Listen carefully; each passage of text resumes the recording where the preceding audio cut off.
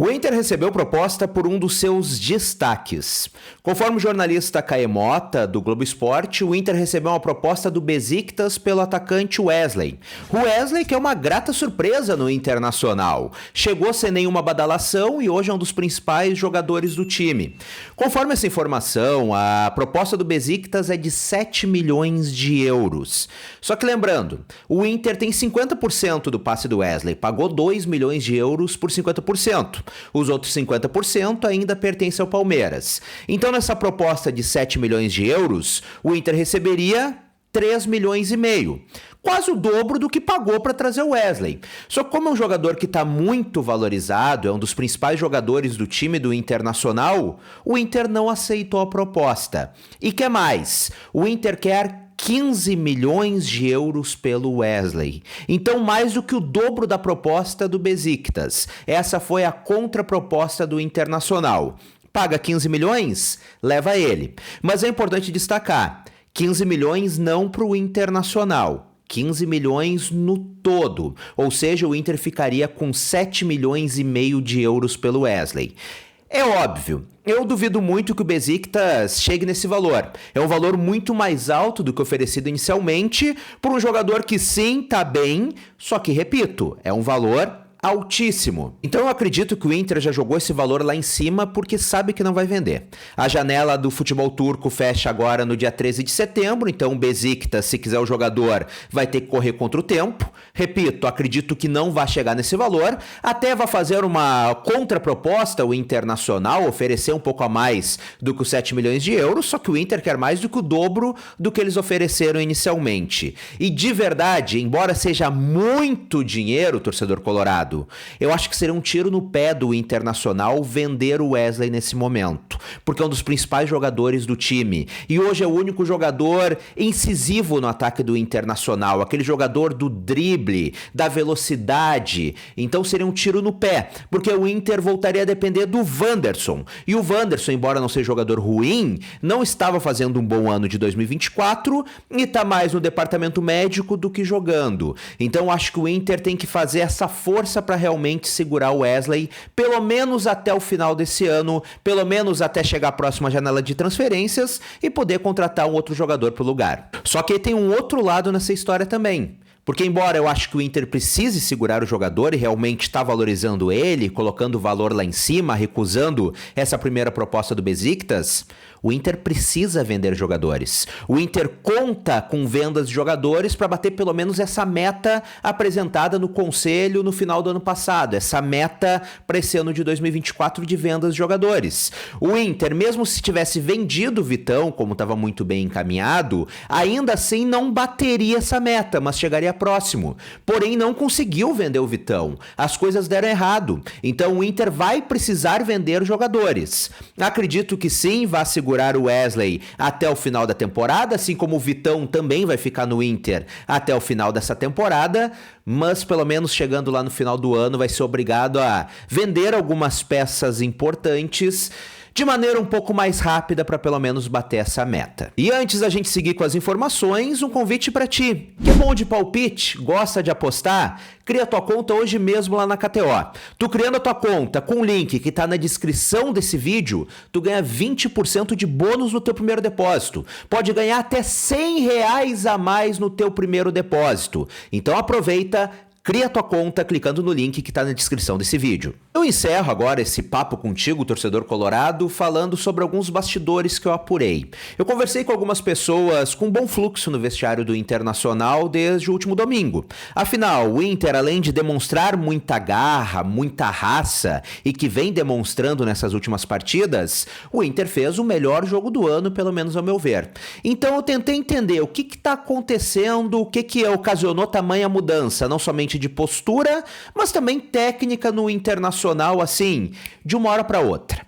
Quais as diferenças do atual trabalho para o trabalho do técnico Eduardo Cudê, que vinha ruindo? E eu tenho algumas informações, então, importantes de bastidores. O que me falaram, e acredito que também já está claro para todo mundo, é que as chegadas de Roger, Paixão e D'Alessandro mudaram tudo. Mudaram principalmente o clima dentro do vestiário do Internacional. O que eu ouvi foi o seguinte, que o Kudê não era um mau treinador, que contava com o prestígio dos jogadores, mas que ele já estava prostrado, desanimado, sem ânimo na reta final do trabalho dele por aqui. E que isso passava diretamente no vestiário, que já não era mais aquele Kudê explosivo, que falava muito, que gritava, que incentivava os jogadores. Que o Kudê já parecia não estar mais feliz por aqui e que isso estava afetando diretamente o vestiário do Internacional. E que a chegada do técnico Roger Machado mudou isso. E que teve um fato específico, e que eu já falei por aqui, que causou essa confiança maior dos jogadores no recém-chegado técnico Roger Machado. Que foi quando o Roger barrou a entrada do Magrão no vestiário. Essa informação eu já trouxe por aqui e a gente já conversou. Mas caso tu não tenha acompanhado o vídeo, a situação foi a seguinte. O Magrão quis entrar no vestiário para cobrar os jogadores de maneira mais forte e o Roger barrou. O Roger disse que ali não, que ali era o ambiente dele com os jogadores dele, que o Magrão não tinha essa liberdade ali. O Magrão, inclusive, argumentou na época que com o Kudê ele tinha essa liberdade e o Roger disse que com ele não teria. Então ali ele ganhou a confiança por parte do grupo de atletas. Afinal, o Roger recém havia chegado no Internacional. O que eu escutei também é que o Roger tem se preocupado muito com os jogadores, mas não na parte física, mas na parte mental, tentando entender o que está acontecendo no dia a dia com cada atleta. Por que está caindo de rendimento, como por exemplo o caso do Ener Valencia? O que está acontecendo? O que pode ser feito para melhorar? Ou seja, o Roger está trabalhando mais com o lado humano dos jogadores e não somente com a parte que envolve o futebol, a parte física, a parte tática. Sobre o D'Alessandro, também só ouvi elogios. Diz que ele mudou o anímico das coisas. Porque o gringo a gente sabe que é um cara muito sanguíneo, que é um cara muito forte e que o D'Alessandro tá fazendo parte diretamente dentro do vestiário do Internacional. Mas não da maneira que o Magrão fazia. Como eu já trouxe aqui algumas vezes, com cobranças muito ríspidas, às vezes muito estúpidas e que haviam feito ele perder o controle do vestiário, haviam feito ele perder a confiança dos jogadores. O D'Alessandro não. O que eu ouvi foi o seguinte, que ele sim está muito sanguíneo dentro do vestiário, mas de uma maneira de apoiar os jogadores, de passar confiança para os jogadores. E bom, isso nós temos visto nos vídeos dos bastidores do Inter, inclusive nos bastidores do Inter após a vitória contra o Juventude, os bastidores divulgados no canal oficial do Internacional. Um D'Alessandro muito ativo dentro do vestiário e que também, por ser ex-jogador, entende o que os jogadores pensam e está intermediando muito bem algumas situações dentro do vestiário colorado.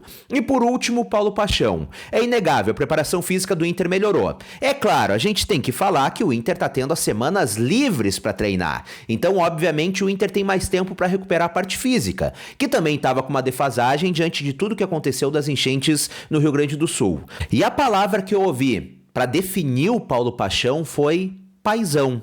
E eu questionei por que paizão? E aí me disseram o seguinte, que o Paulo Paixão tem passado muita confiança para os jogadores, além da parte física, mas não somente isso. Ele é um profissional que abraça os jogadores. Por ser um profissional mais velho, mais experiente, com larga experiência, que tem a malandragem do vestiário, afinal já passou por seleção brasileira, campeão em seleção brasileira, também já foi campeão no Internacional, campeão em outros clubes, então que ele é outro que também vê a parte mais humana dos jogadores, então tá muito preocupado em entender cada atleta não somente fisicamente e abraçar cada atleta com suas qualidades, mas também com seus problemas. Afinal, jogador de futebol é ser humano e também tem seus problemas. Então foi isso que eu ouvi, que a principal mudança e que tem impactado em tudo isso que nós temos visto no campo, em um Inter muito mais aguerrido, muito mais guerreiro, correndo muito mais, essa principal mudança foi ocasionada por esse trio que chegou,